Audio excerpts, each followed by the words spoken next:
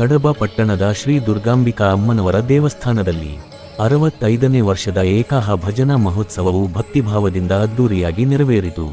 ಜಗದ್ಗುರುಗಳ ಶುಭಾಶೀರ್ವಾದಗಳೊಂದಿಗೆ ಆರಂಭವಾದ ಈ ಮಹೋತ್ಸವ ಏಪ್ರಿಲ್ 3ರ ಬೆಳಗ್ಗೆಯಿಂದ ಏಪ್ರಿಲ್ 4ರ ಬೆಳಗಿನವರೆಗೆ ನಿರಂತರವಾಗಿ ನಡೆಯಿತು. ರಾತ್ರಿ ತುಂಬ ಭಜನೆಗಳ ಸದ್ದು, ದೇವಿಯ ನಾಮಸ್ಮರಣೆ, ಭಕ್ತರ ಭಕ್ತಿಭಾವ ಎಲ್ಲರೂ ಸೇರಿ ದೇವಾಲಯದಲ್ಲಿ ಆಧ್ಯಾತ್ಮಿಕ ವಾತಾವರಣ ಮೂಡಿಸಿತು.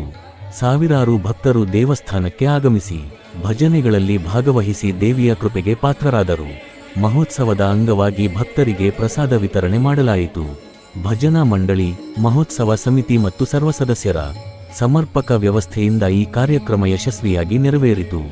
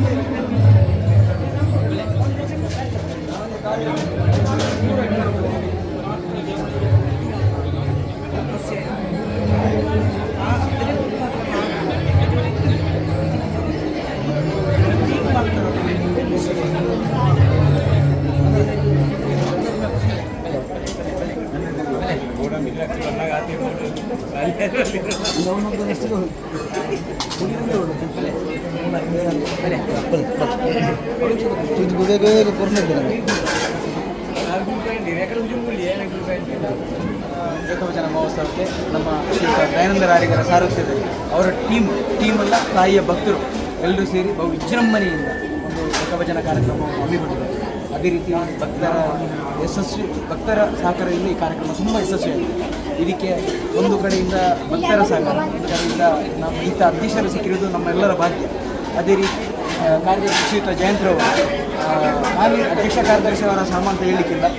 ಭಜನಾ ಮಂಡಳಿ ಇರ್ಬೋದು, ವ್ಯವಸ್ಥಾಪನಾ ಸಮಿತಿ ಇರ್ಬೋದು, ಎಲ್ಲರೂ ನಮ್ಮ ಊರಿನ ಭಕ್ತರು ಎಲ್ಲರೂ ಒಗ್ಗಟ್ಟಾಗಿ, ಸ್ವಯಂ ಸೇವಕರದೆಲ್ಲ ತಾಯಿಯ ಭಕ್ತರು ಎಲ್ಲರೂ ಒಗ್ಗಟ್ಟಾಗಿ ಸೇರಿ ಈ ಸಲ 65ನೇ ವರ್ಷದ ಏಕಾಭಜನೆಯನ್ನು ವಿಜೃಂಭಣೆಯಿಂದ ಆಚರಿಸ್ತಿದ್ದೇವೆ. ಅದರೊಂದಿಗೆ ಪಾಲ್ಗೊಂಡ ಎಲ್ಲ ಭಕ್ತರಿಗೂ ಆ ತಾಯಿ ತುಂಬ ಒಳ್ಳೆಯದು ಮಾಡಲಿ ಅಂತ ಹೇಳ್ತಾ ಇದ್ದೇವೆ. ಇನ್ನು ಏನಂತ ಹೇಳಿದ್ರಿಂದ ಈ ವರ್ಷ 3 ಪಟ್ಟು ಜಾಸ್ತಿ ಜನ. ನಮ್ಮ ಆಶೆ ಏನಂತ ಹೇಳಿದ್ರೆ ಇನ್ನು ಮುಂದೆ ಇದೇ ರೀತಿ ಬಹು ವಿಜೃಂಭಣೆಯಿಂದ ಸಾಗಲಿ ಆ ತಾಯಿಯೊಂದು ನಮಗೆ ಕರುಣಿಸಲಿ, ಆಶೀರ್ವಾದ ಮಾಡಿ ಅಂತ ನಾವು ಆ ತಾಯಿಯಲ್ಲಿ ಕೇಳುತ್ತೇವೆ. ಏಕಾಭಜನೆ ದೊಡ್ಡ ವಿಜೃಂಭಣೆ ನಡೀತಾ ಇದೆ. ಭಕ್ತಾದಿಗಳು ಜನ ಸಹಕಾರವೇ ಬರ್ತಾ ಇದೆ. ಇನ್ನು ಬರುವ ವರ್ಷ ಇದರಿಂದ ಇನ್ನೂ ವಿಜೃಂಭಣೆಯಿಂದ ಆಗಲಿ ಎಂದು ನಾನು ದೇವರಲ್ಲಿ ಪ್ರಾರ್ಥಿಸ್ತಾ, ಈ ದುರ್ಗಾಂಬಿಕಾ ತಾಯಿ ಅಮ್ಮನವರು ತುಂಬ ಭಕ್ತರಿಗೆ ಯಾವ ಆಶೀರ್ವಾದ ಮಾಡಲಿ, ಎಲ್ಲ ಭಕ್ತಾದಿಗಳು ಇನ್ನಷ್ಟು ಕಡಬದ ದುರ್ಗಾಂಬಿಕಾ ಸೇವೆ ಮಾಡಲಿ, ಇನ್ನೋಟ ಇದರ 2 ಪಟ್ಟು ಜನಗಳು ಬರಲಿ, ಕಡಬ ಇನ್ನು ಅಭಿವೃದ್ಧಿಯಾಗಲಿ. ಜಯ ಜಯ ಜಯ ಜಯ ಗಜಾನನ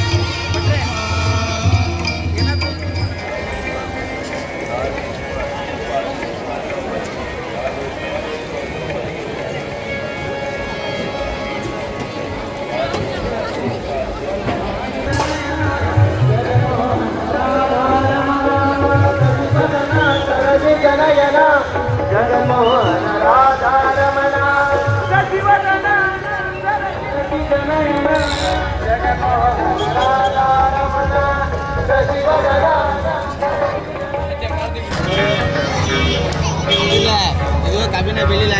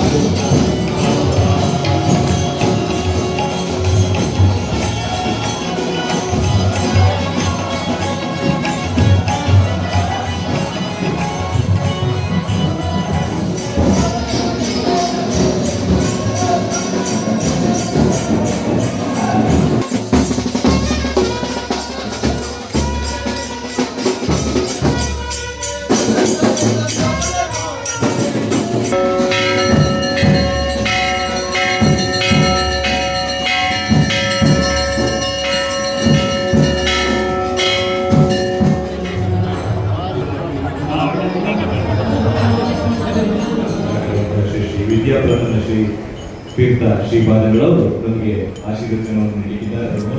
ಗೌರವಾರ್ಪಣೆಯನ್ನು ಮಾಡ್ತಾ ಇದ್ದಾರೆ. ಕಳೆದ 65 ವರ್ಷಗಳಿಂದ ಈ ಒಂದು ಅಮ್ಮನವರ ಸನ್ನಿಧಿಯಲ್ಲಿ ಏಕಾಹಬ್ಬದ ಅತ್ಯಂತ ವಿಜೃಂಭಣೆಯಿಂದ ನೆರವೇರುತ್ತಾ ಇದೆ. ಮುಂದಕ್ಕೆ ಏಕಾಭಜನೋತ್ಸವ ಸಮಿತಿಯ ವತಿಯಿಂದ ಏಕಾಭಜನೋತ್ಸವದ ಸಮಿತಿಯ ಅಧ್ಯಕ್ಷರಾಗಿರುವಂತಹ ದಯಾನಂದ ಗೌಡ ಆರಿಗ, ಕಾರ್ಯದರ್ಶಿ ಜಯಂತ ಗುದ್ದಿಯಾಡಿ ಸಂದೇಶ, ಹಾಗೆ ಎಲ್ಲ ಪ್ರಮುಖರು ಈ ಸಂದರ್ಭದಲ್ಲಿ ಫಲಪುಷ್ಪ ಸಮರ್ಪಿಸುತ್ತಿದ್ದಾರೆ. ಹಾಗೆ ನಮ್ಮ ಏಕಾಭಜನೋತ್ಸವ ಸಮಿತಿಯ ಗೌರವಾಧ್ಯಕ್ಷರು ಶ್ರೀ ಜಂಬರಾಜ್ ಮಹಾಜನ್ ಅವರು, ಭಜನಾ ಮಂಡಳಿಯ ಅಧ್ಯಕ್ಷರಾಗಿರುವಂತಹ ಸೋಮನಾಯಕ್, ಕಾರ್ಯದರ್ಶಿ ಮನೋಹರವರು ಕೂಡ ವ್ಯಾಸಾಯ ಭವನಾಶಾಯ ಶ್ರೀಶಾಯ ಗುಣರಾಶಯೇ ಹೃದಯಾಯ ಶುದ್ಧ ವಿದ್ಯಾಯ ಮಧ್ವಾಯ ಚ ನಮೋ ನಮಃ. ಭವತಿ ಯದನುಭಾವಾದೇಡಮೂಕೋಪಿ ವಾಗ್ಮೀ ಜಡಮತಿರಪಿ ಜಂತುರ್ಜಾಯತೆ ಪ್ರಾಜ್ಞಮೌಲಿಃ ಸಕಲ ವಚನಚೇತೋ ದೇವತಾ ಭಾರತೀ ಸಾ ಮಮ ವಚಸಿ ನಿಧತ್ತಾಂ ಸನ್ನಿಧಿಂ ಮಾನಸೇ ಚ. ಭಾಗವತ ಹೇಳುತ್ತೆ, ಈ ಪ್ರಪಂಚದಲ್ಲಿ ಲಕ್ಷಾಂತರ ಜೀವರಾಶಿಗಳಲ್ಲಿ ಎಲ್ಲ ಜೀವರಾಶಿಗಳಿಗೂ ಕೂಡ ಭಗವಂತ ಮಾತನಾಡುವ ಅವಕಾಶವನ್ನು ಕೊಡಲಿಲ್ಲ. ಅರ್ಥಾತ್ ನಾಲಿಗೆ ಕೊಟ್ಟಿರ್ಬೋದು, ಆದರೆ ಅದು ಮಾತನಾಡುವ ನಾಲಿಗೆ ಅಲ್ಲ, ಬರೀ ರುಚಿಸಲಿಕ್ಕೋಸ್ಕರ ಇರುವಂಥ ನಾಲಿಗೆ.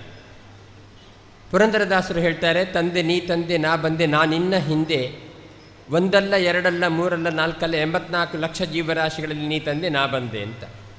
ಅದರಲ್ಲಿ 83,99,999 ಜೀವರಾಶಿಗಿಂತ ಬೇರೆಯಾಗಿ ಭಗವಂತ ನಮ್ಮನ್ನು ಸೃಷ್ಟಿ ಮಾಡಿದ್ದಾನೆ.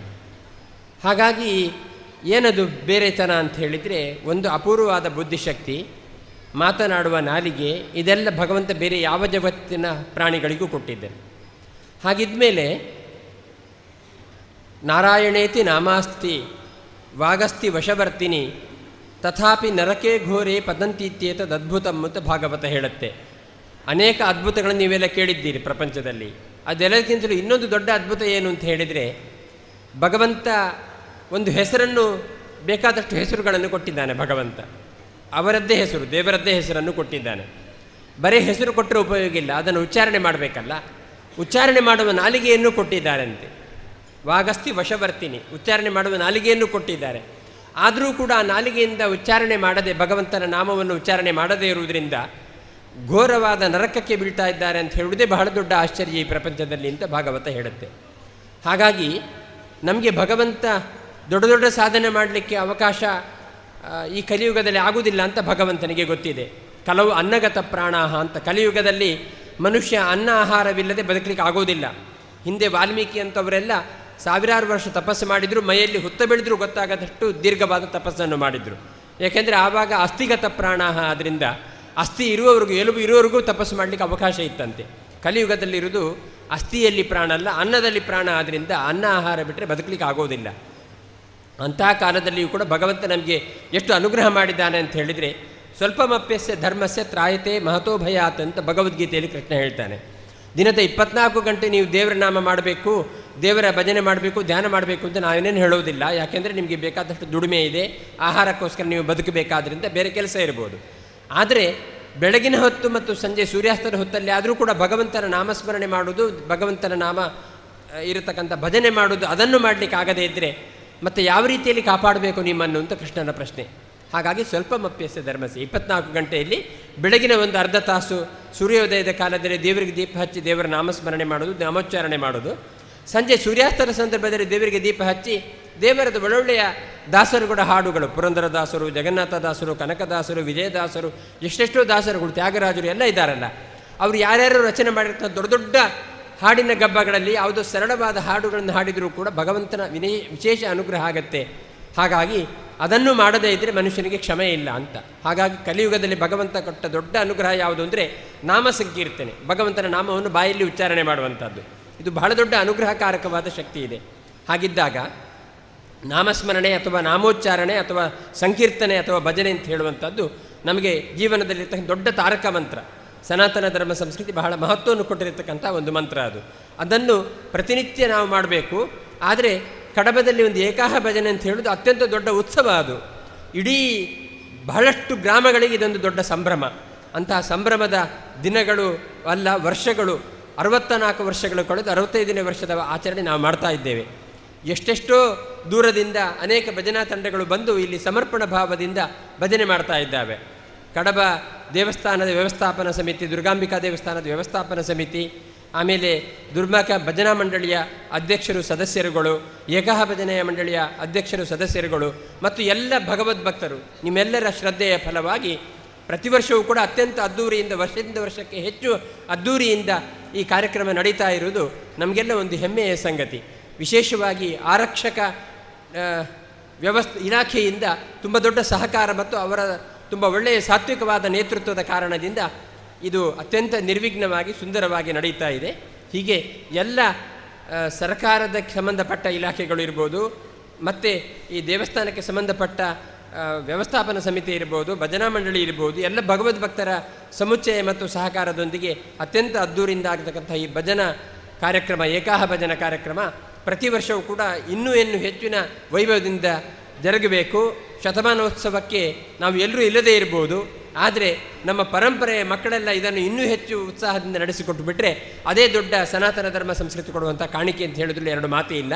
ಹಾಗಾಗಿ ಎಲ್ಲ ಎಳೆಯ ಮಕ್ಕಳು ಕೂಡ ಇಲ್ಲಿಗೆ ಬರ್ತಾ ಇದ್ದಾರೆ ಅಂತ ಹೇಳಿದರೆ ಅವರು ಶತಮಾನೋತ್ಸವಕ್ಕೆ ನಮ್ಮ ಹಾಗೆ ಬೆಳೆದು ತುಂಬ ಸಂಭ್ರಮದಿಂದ ಅದನ್ನು ಆಚರಿಸ್ತಾರೆ ಅಂತ ಹೇಳುವಂಥ ಭರವಸೆ ನಮಗಿದೆ. ಹಾಗಾಗಿ ನಾವು ಹೇಗೆ ಇದರಲ್ಲಿ ಭಾಗವಹಿಸ್ತಾ ಇದ್ದೇವೋ ಪುಟಾಣಿ ಮಕ್ಕಳನ್ನು ಕೂಡ ಇದರಲ್ಲಿ ಭಾಗವಹಿಸುವ ಹಾಗೆ ಮಾಡಿ ಶತಮಾನೋತ್ಸವದ ಕಾರ್ಯಕ್ರಮದಲ್ಲಿ ಆ ಪುಟಾಣಿ ಮಕ್ಕಳು ತುಂಬ ವೈಭವದಿಂದ ಈ ಕಾರ್ಯಕ್ರಮದಲ್ಲಿ ಭಾಗಿಯಾಗಿ ಅದನ್ನು ಯಶಸ್ವಿಯನ್ನುಗೊಳಿಸಬೇಕು ಅಂತ ಹೇಳುವುದು ನಮ್ಮೆಲ್ಲರ ಆಶಯ. ಆದ್ದರಿಂದ ಪ್ರತಿ ವರ್ಷವೂ ಕೂಡ ಅತ್ಯಂತ ಅದ್ಧೂರಿಯಿಂದ, ವರ್ಷದಿಂದ ವರ್ಷಕ್ಕೆ ಹೆಚ್ಚು ಸಂಭ್ರಮದಿಂದ ನಡೀತಾ ಇರತಕ್ಕಂಥ ಏಕಾಹ ಭಜನೋತ್ಸವದ ಸ್ಫೂರ್ತಿ ಎಂಬುದು ಅದು ಎಲ್ಲ ಜನತೆಯ ಮೇಲೆ ಇರಲಿ, ಅವರಿಂದ ಇನ್ನೂ ಹೆಚ್ಚಿನ ಶ್ರದ್ಧೆ ಮತ್ತು ಸನಾತನ ಧರ್ಮ ಸಂಸ್ಕೃತಿಗೆ ಕಾಣಿಕೆ ಸಿಗಲಿ. ಪ್ರತಿನಿತ್ಯವೂ ಕೂಡ ಮನೆಯಲ್ಲಿ ಕೂಡ ಭಜನೆ ಮಾಡಲಿಕ್ಕೆ ಈ ಏಕಾಹ ಭಜನೆ ಎಂಬುದು ಸ್ಫೂರ್ತಿಯನ್ನು ಕೊಡಲಿ ಅಂತ ಹೇಳ್ತಾ ಸಂಬಂಧಪಟ್ಟ ಎಲ್ಲ ಪದಾಧಿಕಾರಿಗಳಿಗೆ ಅಭಿನಂದನೆಯನ್ನು ಸಲ್ಲಿಸುತ್ತಾ, ವಿಶೇಷವಾಗಿ ಇಲ್ಲಿಯ ಸಬ್ ಇನ್ಸ್ಪೆಕ್ಟರ್ ಅವರು ಕೂಡ, ಜಂಬುರಾಜ್ ಅವರು ಕೂಡ ಬಂದಿದ್ದಾರೆ. ಅವರ ಪೂರ್ಣ ಸಹಕಾರ ಮತ್ತು ಆ ಇಲಾಖೆಯ ಪೂರ್ಣ ಸಹಕಾರ ಎಂಬುದು ಬಹಳ ಮುಖ್ಯವಾದ್ದು ಇಲ್ಲಿ. ಹಾಗಾಗಿ ಎಲ್ರಿಗೂ ಅಭಿನಂದನೆ ಸಲ್ಲಿಸುತ್ತಾ ಮುಂದಿನ ಕಾರ್ಯಕ್ರಮಗಳೆಲ್ಲವೂ ಕೂಡ ಚೆನ್ನಾಗಾಗಲಿ ಅಂತ ಹೇಳ್ತಾ, ಅನ್ನದಾನದಿಂದ ಹಿಡಿದು ಪ್ರತಿಯೊಂದು ಕಾರ್ಯಕ್ರಮವೂ ಕೂಡ ನಿರ್ವಿಘ್ನವಾಗಿ ತುಂಬ ಸುಂದರವಾಗಿ ನಡೀತಾ ಇದೆ ಅಂತ ಹೇಳುವುದನ್ನು ಅಭಿನಂದಿಸ್ತಾ ನಮ್ಮ ಮಾತನ್ನು ಮುಗಿಸ್ತೇವೆ. ಶ್ರೀಕೃಷ್ಣ. ಈ ಒಂದು ದೇವಸ್ಥಾನದಲ್ಲಿ ಪಾಕಶಾಲೆಯನ್ನು ನವೀಕರಣ ಮಾಡುವುದರ ಜೊತೆಗೆ ಸಾಕಷ್ಟು ಕಾಲದಿಂದ ಒಂದು ಸೂರ್ಯಸ್ಥಿತ ಕೈ ತೊಳೆಯುವ ವ್ಯವಸ್ಥೆ ಆಗಬೇಕು ಅಂತ ಹೇಳುವ ಇಚ್ಛೆ ಭಕ್ತರಾಗಿದ್ದು ಅದನ್ನು ಕೂಡ ಪೂರೈಸಿಕೊಟ್ಟಿದ್ದಾರೆ ಪ್ರಸಾದ್ ದಂಪತಿಯವರು. ಸುಮಾರು 7.5 ಲಕ್ಷ ರೂಪಾಯಿ ವೆಚ್ಚದಲ್ಲಿದೆ. ಅದನ್ನು ಸಂಪೂರ್ಣವಾಗಿ ಭರಿಸಿದ್ದಾರೆ ಅವರಿಗೆ ಮತ್ತು ಅವರ ಮನೆಗಳಿಗೆ ಶ್ರೀ ದುರ್ಗಾಂಬಿಕಾಮ್ಮನವರ ಸಂಪೂರ್ಣ ಕೃಪಾ ಕಟಾಕ್ಷ ನಾವೆಲ್ಲರೂ ಹಾರೈಸ್ತಾ ಇದ್ದೇವೆ. ವರ್ಷದ ಏಕಾಹ ಭಜನೋತ್ಸವ ಸಮಿತಿಯ ಅಧ್ಯಕ್ಷರಾಗಿ ಕೆಲಸ ಮಾಡಿ ಆ ಸಂದರ್ಭದಲ್ಲಿ ಉಳಿಕೆಯಾದ ದೇಣಿಗೆಯಲ್ಲಿ ಈ ಒಂದು ದೇವಸ್ಥಾನದಲ್ಲಿ ಸಾಕಷ್ಟು ಅಭಿವೃದ್ಧಿ ಕೆಲಸಗಳನ್ನು ಅವರು ನಡೆಸಿಕೊಟ್ಟಿದ್ದರು. ಹಾಗೆ ದಾನಿಗಳ ಸಹಕಾರ ಕೂಡ ಇದ್ದು ಇಂಟರ್ಲಾಕ್ ಅಳವಡಿಕೆ, ಗಾರ್ಡನ್ ನಿರ್ಮಾಣ, ಅಶ್ವತ್ಥಕಟ್ಟೆಗೆ ನವೀಕರಣ ಕೆಲಸವನ್ನು ಕೂಡ ಅವರ ಸಂದರ್ಭದಲ್ಲಿ ಆಗಿತ್ತು. ಅವರನ್ನು ಕೂಡ ಗೌರವಿಸಬೇಕು ಅಂತ ಏಕಾಹ ಭಜನೋತ್ಸವ ಆ ಮಠಾಧೀಶರ ಆಶೀರ್ವಾದ ನಡೆದು ಉಳಿದ ಭಕ್ತರೆಲ್ಲ ಹಿರಿಯಕ್ಕನ್ನ ಈ ದೇವಸ್ಥಾನ ವಸ್ತುವಿನ ಅಕ್ಕ ಪೂರ್ತಿ ಅನುಕೂಲ ಆಶೀರ್ವಾದ ಈ ಕಾರ್ಯಕ್ರಮ ಅಂಜನೆ ಅಕ್ಕ ಬೆಂದಿನ ಹೊರಟು ನಮ್ಮ ಈ ಮಟ್ಟಕ್ಕೆ ಪದ್ಧತಿ ಸ್ವಾಮಿಯೊಟ್ಟಿಗೆ ವೇದಿಕೆ ಭಾಗಪಡೋದಿಲ್ಲ.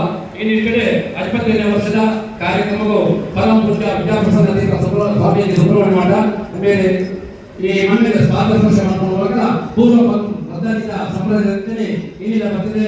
ದೇವರಿಗೆ ಆರತಿ ಮಾಡ್ತದೆ, ನನಗೆ ಮಾತ್ರ ಆಶೀರ್ವಾದ ಮಾಡ್ತಾರೆ. ಆ ಬಾಧಕರಿಗೂ ಸಮಸ್ತ ಭಕ್ತರ ಪರವಾದ ಸಾಷ್ಟಾಂಗ ಪ್ರಮಾಣವನ್ನು ಸಮರ್ಪಣೆ ಜೊತೆಗೆ ಮಾತಾ ಬೇರೆ ಬೇರೆ ಕಡೆಯಲ್ಲಿ ದೂರದ ಕಾಸರಗೋಡ ನೀವು ಕಾರ್ಕಳ ನೀವು ಬೇರೆ ಬೇರೆ ಕಡೆಯಲ್ಲಿ ದೊಡ್ಡ ಮಂದಿ ನೀರಿನ ಭಜನೆಗೆ ಬಂದರೆ ಸೇನಾಂತ ಮಾತಾ ಭಜನೆ ಮಂಡಳಿಗಳಿಲ್ಲ, ಸೇನಾ ಭಕ್ತರಿಲ್ಲ, ಊರೇನಿಲ್ಲ, ಶ್ರದ್ಧಾಪೂರ್ವಕವಾದ ಒಳ್ಳೆಯ ಶಕ್ತಿ ಧನ್ಯವಾದನು ಭಕ್ತಿ ಶ್ರದ್ಧೆ ಸಮರ್ಪಣೆ.